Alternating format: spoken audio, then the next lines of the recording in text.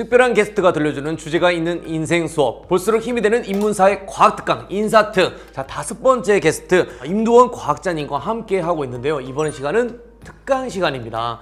자, 이번 주제와 어떤 친구들이 들었으면 좋겠는지요? 이번 주제는 과학의 창으로 세상을 바라봐야 되는 이유고요. 과학을 공부를 결심한 학생들 뿐만 아니고 평소에 여러 가지 세상에 대해서 호기심 있는 학생들이라면 좀 들어보시면 좋은 강의일 거라고 생각합니다. 네, 그럼 저희도 집중해서 한번 들어보겠습니다. 그럼 임두원 과학자님의 인생 특강 지금부터 시작합니다. 세상을 볼 때 저희가 보통 창을 통해서 밖을 내다보잖아요. 그래서 과학이라는 창으로 세상을 바라보면 어떤 느낌일지를 여러분들께 한번 보여드리고 왜 과학의 창이 중요한지를 좀 설명 좀 드리겠습니다. 저 같은 경우는 요리를 좋아하기 때문에 요리를 과학의 창으로 들여다봤는데요. 요리란 게 뭐라고 생각을 하시나요? 저희가 국어사전을 찾아보면 요리란 어떤 조리 과정을 거쳐 만들어지는 산출물 또는 그 과정으로라고 정의가 되어 있습니다. 요리라는 게 그 한자로 헤아릴 요자에다 다스릴 이자거든요. 실제로 중국에서 이 요리라는 단어 자체는 한약방에서 쓰는 용어였습니다. 그러니까 한약을 저희가 제조할 때 여러 가지 약재들을 일정한 분량으로 섞어서 한약을 만드는데요. 이렇게 만들어진 일정한 분량의 한약을 요리라고 불렀다고 합니다. 그러니까 이런 그 어원적인 것들을 종합을 해보면 요리는 이렇게 좀 정의를 할 수 있을 것 같습니다. 정확한 헤아림을 통해서 맛있게 가공한 산출물 또는 그 과정이라고 볼 수가 있겠는데요. 그럼 이 요리는 언제 시작됐을까요? 요리의 시작은 불과도 밀접한 관련이 있는데요. 인류가 불을 처음 접한 게 한 150만 년 전쯤인데요. 호모 에렉투스라는 원시 인류가 저희 조상이죠. 어느 날 우연하게 불을 좀 발견하게 됩니다. 불을 발견하고 이 불을 이용해서 처음에 고기라든지 여러 가지 요리를 굽기 시작했는데요. 이게 요리의 시작으로 보이는 거죠. 그러니까 150만 년 전쯤에 불을 사용한 요리가 시작이 된 거고요. 근데 실제로 요리가 급격하게 발전된 거는 1만 년 전쯤입니다. 1만 년 전은 우리가 보통 농업혁명이라고 부르는 시기입니다. 그러니까 신석기를 쓰기 시작하면서 사람들이 농사를 짓기 시작했죠. 농사를 지면서 농작물이 많아지니까 인구가 늘어나고 도시국가가 형성이 되고 그래서 문명이 생기던 시대인데요. 이런 농작물들이 많아지면서 먹을 게 풍부해지긴 했는데 한 가지 문제가 생겼습니다. 예전에 구석기 시대 때는 사냥도 하고 채집도 하면서 다양한 영양분들을 섭취를 했는데 농사를 짓다 보니까 조라든지 수수, 기장 같은 몇 가지 곡물에만 인간들이 의존을 하게 됐거든요. 그래서 영양 불균형의 문제가 등장하기 시작한 거죠. 그래서 이 신석기인들이 고민을 한 거죠. 그러면은 몇 가지 농작물을 이용하면서도 어떻게 하면 잘 영양분을 흡수할 수 있을까라는 고민에서 사실은 우리가 알고 있는 조리 방법들이 등장하기 시작합니다. 삶기도 하고 데치기도 하고 볶기도 하고 기름을 이용해서 튀기기도 하는 요리들이 등장하면서 한정된 식재료를 가지고 충분하게 영양분을 뽑아내는 방식들이 등장하기 시작한 거죠. 그럼 이 요리에는 어떤 의미가 있을지를 설명을 좀 드리고 싶은데요. 2007년도에 하버드의 인류학과 교수인 리처드 랭엄이 하나 중요한 논문을 발표를 합니다. 사이언스지에 발표된 논문인데요. 여기서 이제 인류의 요리 가설이라는 것들을 제창을 하게 됩니다. 아까 150만 년 전쯤에 불을 사용한 요리가 시작됐다고 말씀드렸는데 이 요리야말로 우리를 인간답게 만든 굉장히 중요한 계기였다라고 이 리처드 랭엄 교수가 설명을 하는 거죠. 왜냐하면 불을 이용해서 요리를 하게 되면은 영양분의 흡수가 굉장히 빨라집니다. 소화 흡수가 잘 되면서 영양분을 충분하게 흡수할 수가 있게 된 거죠. 우리 인체에서 가장 에너지를 많이 쓰는 기관이 바로 뇌입니다. 전체 에너지 한 20% 정도를 뇌가 사용을 하고 있는데요. 이 뇌를 가동하려면 막대한 에너지가 필요하겠죠. 이걸 가능하게 했던 것들이 바로 불을 이용한 요리의 등장입니다. 만약에 불을 이용한 요리가 없었다고 하면은 인간은 지금과 같은 뇌를 가지지 못했을 가능성이 높습니다. 실제로 저희와 비슷한 침팬지라든지 오랑우탄 같은 영장류들을 관찰해 보면은 뇌가 일단 저희보다 작기도 하고요. 전체 에너지의 10% 미만을 사용하고 있습니다. 이 영장류들은 하루에 9시간, 8시간 정도를 계속 먹고 있거든요. 먹어야지만 그 정도 뇌를 유지를 할 수가 있는데 인간은 화식, 그러니까 불을 이용한 요리를 하게 되면서 훨씬 짧은 시간에 이 20%나 되는 에너지를 소모하는 이 뇌를 유지할 정도의 충분한 열량을 흡수할 수 있게 된 거죠. 그러면서 저희는 뇌를 발전시켰고 그리고 요리하면서 하루에 8시간 이상을 먹어야 될 필요성이 없기 때문에 나머지 여가 시간이 생기고 이 여가 시간 동안에 문화가 발달하게 된 거죠. 그래서 이 요리야말로 과학적으로 보면은 우리 인간이 진화하는 데서 굉장히 중요한 역할을 했다라고 설명을 좀 드릴 수 있을 것 같아요. 사실 요리 자체만 놓고 보더라도 여러 가지 과학적 원리들이 좀 많이 있습니다. 제가 1편에서 튀김을 좀 설명을 드렸는데 튀김은 또 특이한 면이 하나 있는데요. 튀김이 맛있어지는 이유 중에 하나가 그 곤충 가설이라는 게 있습니다. 고릴라라든지 영장류들이 먹는 거를 보면은 의외로 곤충을 잘 먹습니다. 부족한 단백질을 보충하기 위해서 곤충을 채집해서 먹는 경향이 있는데 이 곤충의 식감이 뭐 드셔보시진 않았겠지만은 겉은 약간 딱딱하면서 안은 약간 부드럽거든요. 그래서 바삭거리는 식감이 곤충을 먹었을 때 나타납니다.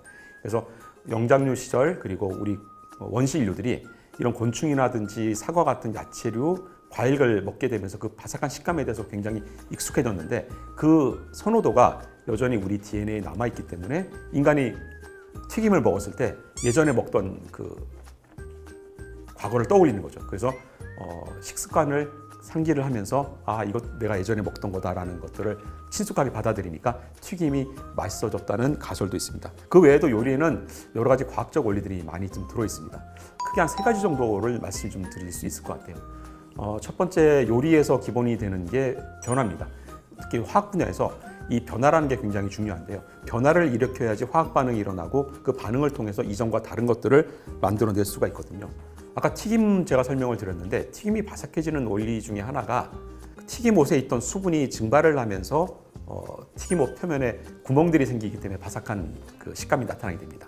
반죽에 있을 때는 잘 못 났는데 얘네들이 기화가 돼서 수분이 날아가면 우리가 눈에 보일 정도로 구멍들이 숭숭숭 뚫리죠. 그러니까 이 과정을 보게 되면 액체라는 물이 기체라는 수증기라는 기체로 변하는 과정을 이용하고 있죠. 그래서 이 변화라는 원리는 사실 요리에서 굉장히 중요하죠. 열을 가하든 어떤 조작을 하든 이전하고 다른 상태로 변화를 익히는 과정이 바로 요리라고 볼 수가 있겠습니다. 또 한 가지 요리를 들여다보면서 과학적 원리를 생각해 볼 수 있는 게 균형과 불균형 문제 같아요. 우주에서 일어나는 일들은 계속 끊임없이 제가 변화된다고 말씀드렸는데 이 변화에 어떤 원리가 있습니다. 그 원리라는 게 뭐냐면은 균형이 안 맞던 것들이 균형을 찾아가는 형태로 변화가 일어납니다. 실제로 과학에서도 이것을 이용해서 여러 가지 반응들을 일으키는데 어떤 화학 반응을 일으킨다고 쳤을 때 어떤 두 물질을 상태를 변화시킵니다. 그러니까 조건을 달리해주면은 원래 안정적으로 균형 상태에 있던 것들이 균형이 깨지면서 새로운 균형을 찾아가는 과정에서 새로운 물질들이 만들어지죠. 이게 이제 과학의 원리인데 이 원리가 요리에도 사실은 찾아볼 수가 있어요. 대표적인 게 우리 김치를 만드는 과정에서 배추를 절인다고 하잖아요. 그러니까 배추를 소금물에 담가 놓으면은 배추에서 물이 빠져나오죠. 저희가 과학적으로는 이걸 삼투압이라고 설명을 하는데 농도가 낮은 쪽에서 농도가 높은 쪽으로 물이 빠져나옵니다. 배추를 담갔을 때 바깥쪽은 농도가 높은 소금물이잖아요. 바깥쪽은 농도가 높고 안쪽은 농도가 낮은데 이걸 균형을 맞추려면은 한 가지 방법이 있습니다. 농도가 낮은 쪽에 있는 물이 농도가 높은 쪽으로 이동을 하면 돼요.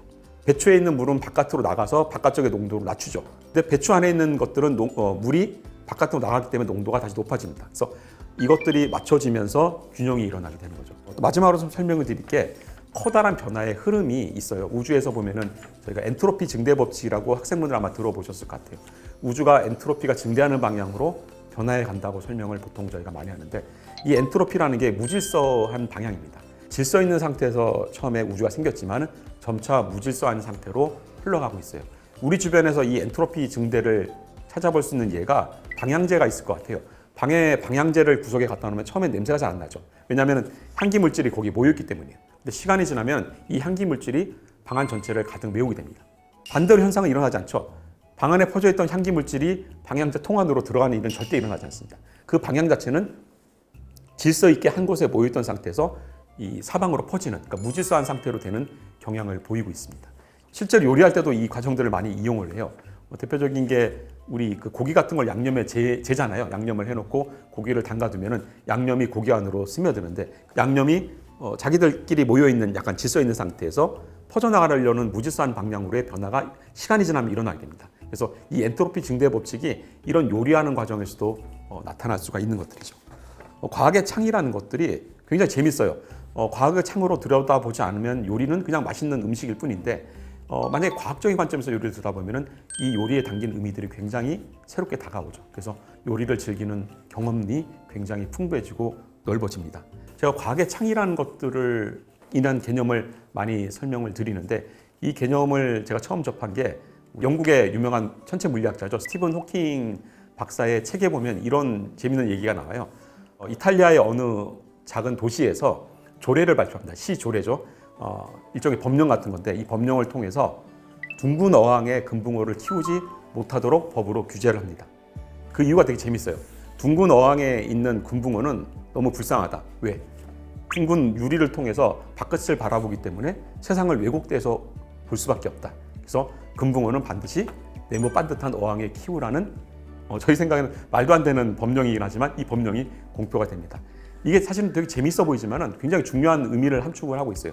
실제로 만약에 금붕어가 바깥을 바라볼 때 둥근 어항 때문에 세상이 왜곡이 보이겠죠.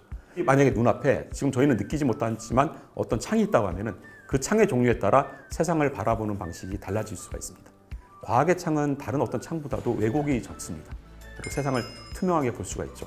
예전에 저희가 과학이 등장하기 전에는 사람들은 신화의 창으로 세상을 바라봤습니다. 그러니까 신의 관점에서 세상을 바라봤죠. 근데 어느 순간 저희가 과학이라는 게 등장하면서 이 신화의 창문이 과학의 창문으로 대체가 됐습니다. 그래서 세상을 좀 더 투명하고 분석적으로 좀 바라보게 된 거죠. 제가 아까 요리를 들여다봤잖아요. 과학의 창을 통해 들여다보면은 조금 더 분석적으로 볼 수 있고 객관적으로 사물을 좀 바라볼 수 있게 됩니다. 그러면서 조금 더 근본적인 원리에 접근해 갈 수가 있게 되는 거죠. 저는 이런 과정들이 저희의 경험의 질을 높인다고 생각하고 삶을 풍부하게 만들어준다고 생각을 합니다. 비단 과학을 공부하시는 분들뿐만 아니라 과학을 공부하지 않고 다른 전공을 하시는 분들이라도 과학적인 사고방식은 꼭 필요할 거라고 생각을 해요. 왜냐하면 요즘 사회는 과학의 시대로 접어든 지가 꽤 됐죠. 그리고 과학을 모르면 생활이 불편한 시대가 됐습니다. 과학의 창으로 봐야지 세상을 보다 왜곡 없이 투명하게 볼 수 있기 때문이고요. 그 안에 숨겨진 보편적인 원리를 찾아가면서 삶을 또 풍요롭게 즐겁게 지낼 수 있기 때문입니다. 다만 과학의 창만 있는 건 아닙니다. 세상엔 다양한 종류의 창들도 있어요. 예술가가 보는 창이 또 있을 수도 있고요. 소설가가 보는 창이 있을 수도 있고 이런 다양한 창으로 보는 것들도 굉장히 중요한 경험이 될 것 같아요.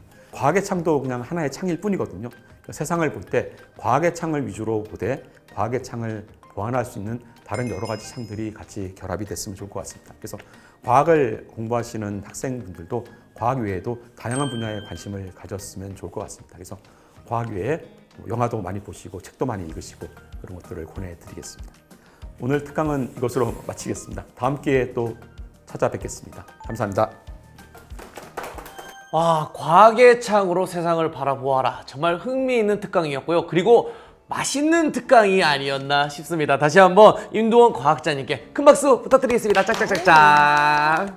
아니, 멀게만 느껴졌던 과학이 이제 조금이라도 가까워진 것 같아서 저도 굉장히 유익한 시간이었던 것 같은데 네. 소감 한마디 부탁드릴게요. 과학을 좀 친숙하게 느꼈다고 말씀하시니까 저는 기쁩니다. 제가 하는 역할이 또 사실 그 역할이기도 하고요. 많은 분들이 과학의 창을 통해서 세상을 좀 더 즐기실 수 있는 기회를 가지셨으면 좋을 것 같습니다. 네, 감사합니다. 자, 이렇게 인사특에 총 5분이 나왔습니다. 여러분들 혹시 기억하고 계십니까? 우리 첫 번째 개그맨 곽범 씨의 유쾌한 차기력을 특강으로 시작을 했죠. 네, 그리고 도전의 아이콘 우리 스포테이너 신수지 씨도 함께 했고요. 10대들이 꼭 알아야 될 경제 이야기에 옥효진 선생님이 있었고요. 선과 정의에 대한 새로운 인식을 심어주신 천종호 판사님 계셨죠? 그리고 오늘 과학의 찐재미, 과학의 창으로 세상을 바라보는 우리 임두원 과학자님까지 있었는데 이런 얘기를 왜 하느냐? 너무 아쉬워! 인사특 시즌 1이 끝이 났습니다. 맞습니다. 하지만 새로운 게스트 여러분과 함께 인사특 시즌2로 함께 돌아올 예정이니까요.